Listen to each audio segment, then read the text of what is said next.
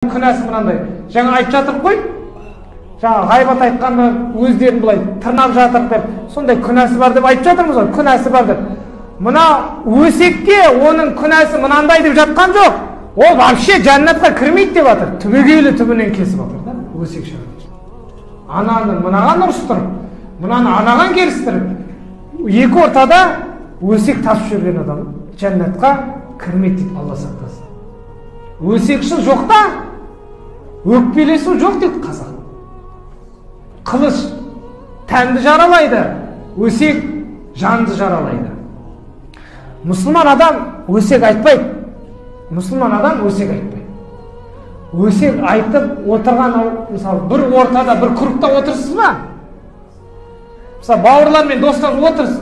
Өсек айтып бастады ма, мұсылман адам ол өсектің темасын бұрып жіберу керек. Оның әдебінен сол отырысты теманы бұрып жібересіз.